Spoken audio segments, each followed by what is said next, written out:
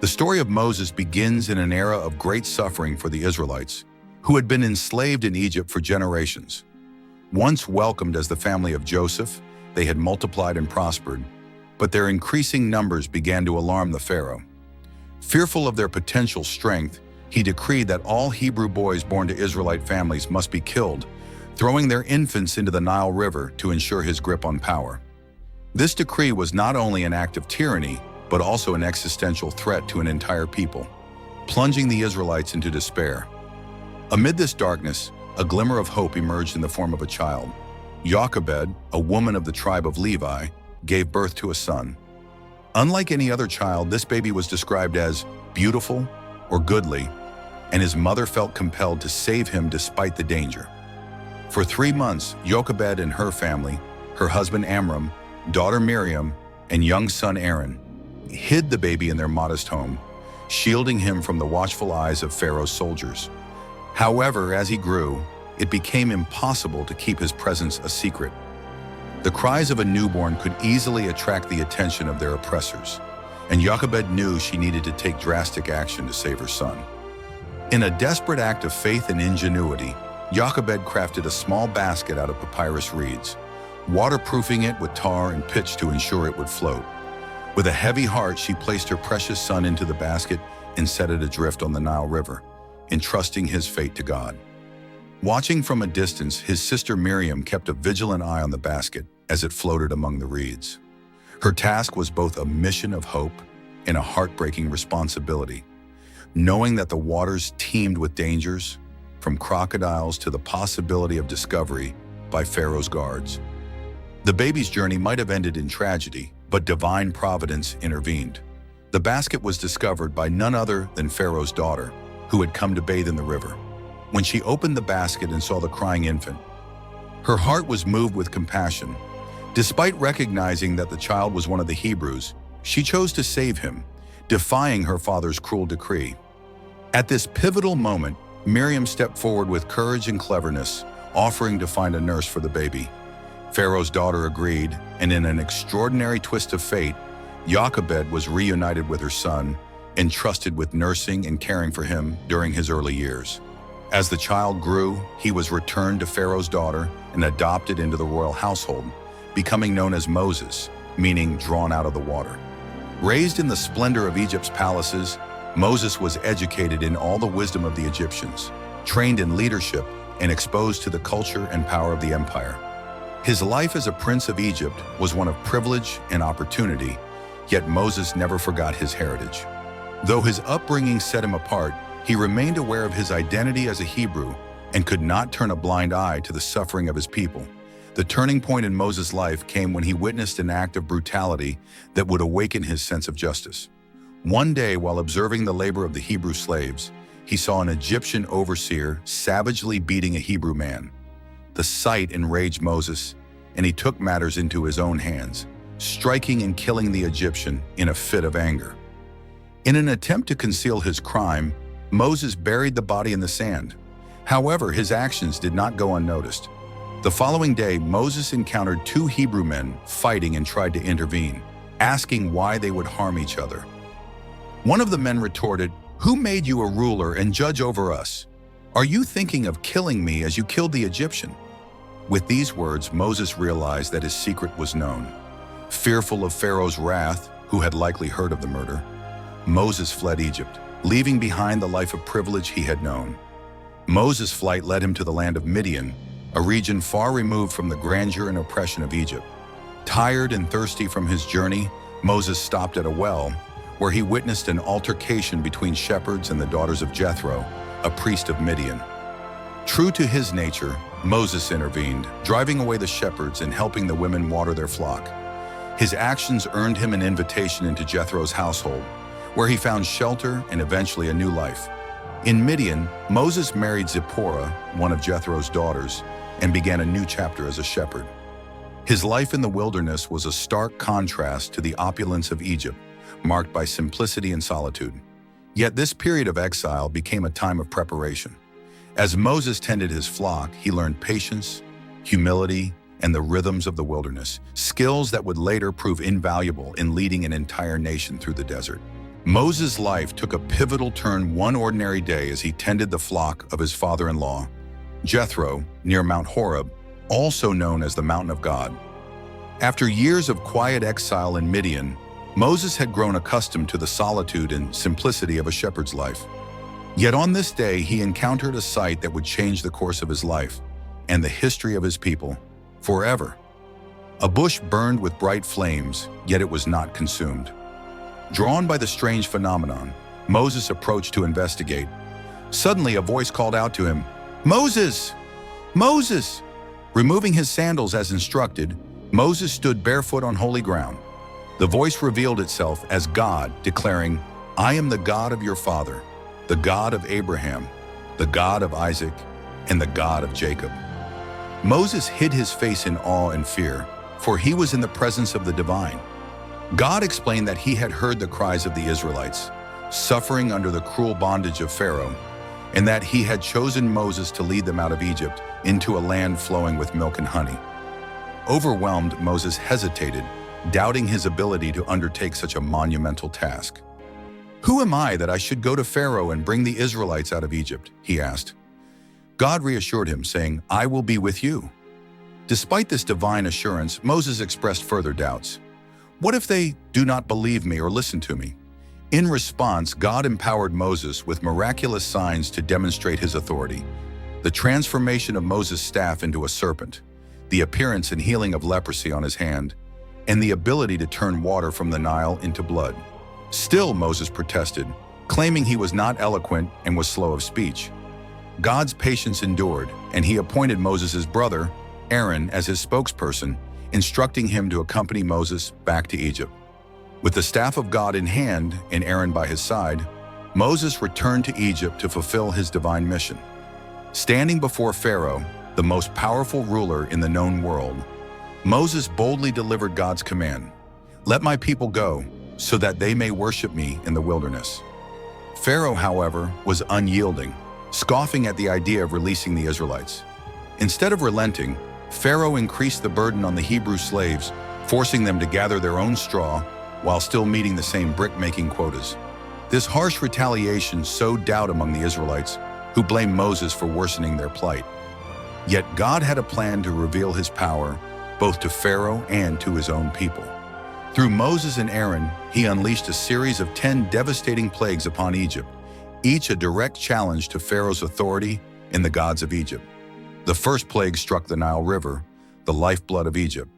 At God's command, Moses raised his staff, and the river turned to blood. Fish died, the water became undrinkable, and the stench filled the land. Pharaoh's magicians mimicked the phenomenon but could not reverse it, and Pharaoh's heart remained hardened. Next came the plague of frogs. Frogs swarmed every corner of Egypt, homes, beds, kitchens, creating chaos and disgust. Though Pharaoh initially pleaded with Moses to intercede, promising to release the Israelites, he reneged on his word once the plague ceased. The third and fourth plagues brought lice and swarms of flies, tormenting the people and livestock of Egypt. Each plague further demonstrated God's supremacy, yet Pharaoh's stubbornness persisted. The fifth plague struck Egypt's livestock, killing animals in the fields, yet sparing the flocks of the Israelites. Then came painful boils that afflicted humans and animals alike, followed by a hailstorm of unprecedented fury that destroyed crops and homes. Locusts followed, devouring what little remained of the land's vegetation, leaving Egypt desolate. The ninth plague brought an eerie, impenetrable darkness that covered Egypt for 3 days. This was no ordinary darkness. It was tangible, oppressive, and isolating. Yet in the land of Goshen, where the Israelites lived, there was light, highlighting God's protection over his people. Still, Pharaoh refused to let the Israelites go. Finally, God warned of the most devastating plague, the death of the firstborn in every Egyptian household. To protect the Israelites, God instructed them to mark their doorposts with the blood of a lamb, a sign for the angel of death to pass over their homes. That night, a wail of grief rose throughout Egypt as the firstborn of every household, including Pharaoh's, perished. Only the homes marked by the blood of the lamb were spared. This final blow broke Pharaoh's resistance. Grief-stricken and defeated, he summoned Moses and Aaron in the middle of the night. ordering them to leave Egypt with their people and their possessions. The Israelites departed in haste, carrying unleavened bread and the treasures of their oppressors. This chapter marked not only the deliverance of the Israelites, but also a dramatic demonstration of God's power and faithfulness. Moses, once reluctant and uncertain, emerged as a leader empowered by divine purpose, leading his people toward freedom and the fulfillment of God's promise. The deliverance from Egypt marked the beginning of a long and arduous journey for the Israelites, led by Moses through the wilderness. Their escape from Pharaoh's oppression was a defining moment, but freedom brought its own challenges. As Moses guided the people toward the Promised Land, he faced not only the physical trials of the desert, but also the spiritual and emotional struggles of leading a nation unaccustomed to freedom. The first major test came at the shores of the Red Sea. As Pharaoh's army pursued the Israelites with chariots and soldiers, the people found themselves trapped between the sea and their oppressors. Fear gripped them, and they cried out, accusing Moses of leading them to their deaths. In this moment of desperation, Moses demonstrated unshakable faith in God's power. Stretching out his staff as commanded, he witnessed the miraculous parting of the sea. Towering walls of water rose on either side, creating a dry path for the Israelites to cross.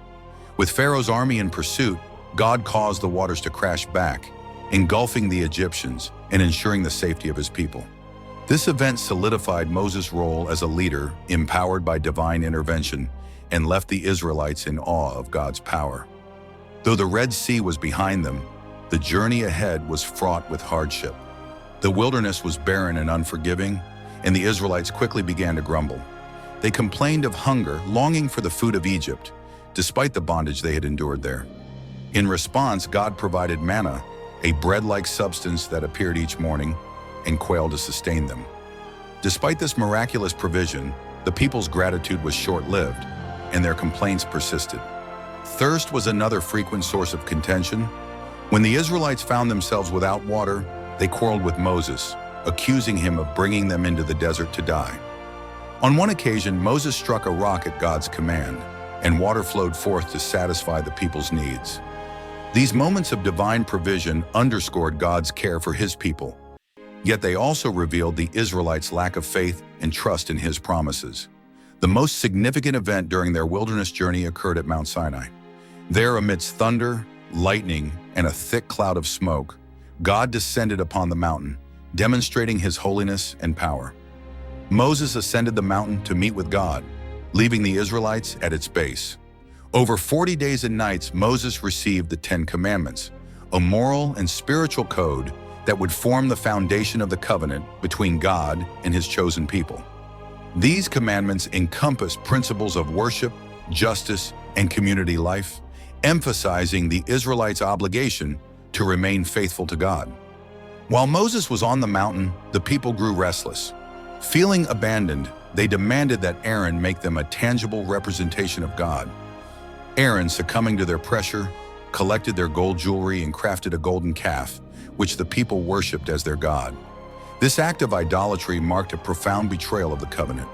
When Moses descended from the mountain carrying the stone tablets inscribed by God's hand, he was met with the sight of the people dancing and celebrating before the golden calf. Overcome with anger, Moses shattered the tablets, symbolizing the broken covenant. He destroyed the idol, ground it into powder, and made the people drink it, showing them the bitterness of their sin.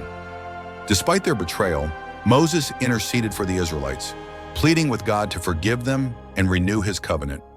God, in his mercy, relented and commanded Moses to carve new tablets, reaffirming the covenant with his people. The journey through the wilderness continued, marked by both triumphs and failures.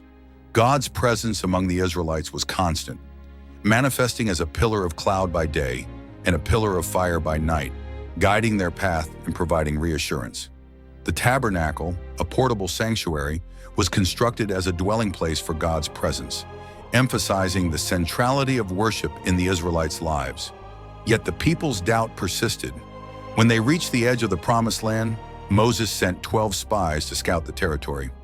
Although the land was fertile and abundant, 10 of the spies returned with fearful reports of powerful inhabitants and fortified cities, inciting panic among the people. Only 2 spies, Joshua and Caleb, urged faith in God's promise. The Israelites' refusal to trust God's ability to deliver them led to a grave consequence. They were condemned to wander in the wilderness for 40 years, until the generation of doubters passed away. Throughout these years, Moses continued to lead the Israelites with unwavering commitment, despite their frequent rebellion and complaints. His role as mediator, teacher, and lawgiver was indispensable, yet the burden of leadership weighed heavily upon him. The wilderness journey was a time of testing and transformation, shaping the Israelites into a people who would one day be ready to enter the Promised Land. As the Israelites neared the Promised Land after decades of wandering in the wilderness, Moses' role as their leader was approaching its conclusion. This moment, which should have been a triumph, was overshadowed by Moses' greatest failure, a single act of disobedience that would cost him the opportunity to enter the land he had long sought. The incident occurred during one of the Israelites' frequent complaints about water. The people quarreled with Moses, lamenting their hardship and longing for the days of Egypt, despite the suffering they had endured there. Moses turned to God, who instructed him to speak to a rock so that it would bring forth water. However, Moses, frustrated by the people's constant grumbling, struck the rock with his staff instead. Water flowed, quenching the Israelites' thirst, but Moses' actions demonstrated anger and a lack of trust in God's specific command. Because of this act, God declared that Moses and Aaron would not enter the Promised Land. This decree was both a punishment and a poignant reminder of the high standards to which Moses was held as a leader chosen by God. Though he had faithfully led the Israelites for 40 years, his moment of weakness carried significant consequences. Despite this personal setback, Moses remained steadfast in his mission. He spent his final days preparing the Israelites for the life that lay ahead, knowing that he would not join them in the Promised Land. Recognizing the importance of their spiritual foundation, Moses delivered a series of farewell addresses, now recorded in the book of Deuteronomy. These speeches recounted the Israelites' history, reminding them of God's faithfulness and the lessons learned through their trials. Moses emphasized the importance of obedience to God's commands, urging the people to remain faithful to the covenant as they entered a new chapter of their journey. Moses also took care to ensure a smooth transition of leadership. He appointed Joshua, one of the faithful spies and a proven warrior, as his successor. In a solemn ceremony, Moses laid his hands on Joshua, passing on the mantle of leadership and ensuring that the Israelites would have a capable and divinely chosen guide to lead them into the Promised Land. The final moments of Moses' life were spent on Mount Nebo, overlooking the Promised Land. From this vantage point, Moses saw the fulfillment of God's promise, a land flowing with milk and honey, stretching out before him in all its beauty. It was a bittersweet moment, as Moses knew he would not set foot in the land he had worked so tirelessly to reach. Yet he accepted God's will with humility and grace. At the age of 120, Moses passed away on Mount Nebo. His strength and vigor remained undiminished, but his time had come. God himself buried Moses in an unmarked grave, ensuring that his burial place would not become an object of veneration. The Israelites mourned for 30 days, grieving the loss of their leader, prophet, and lawgiver. Moses' legacy endured far beyond his lifetime. As a leader, he had guided the Israelites out of slavery and through the wilderness. As a prophet, he had delivered God's law and mediated the covenant that defined their identity as a people chosen by God. Though he was flawed and human, Moses' life exemplified faith, perseverance, and the profound relationship between God and his people.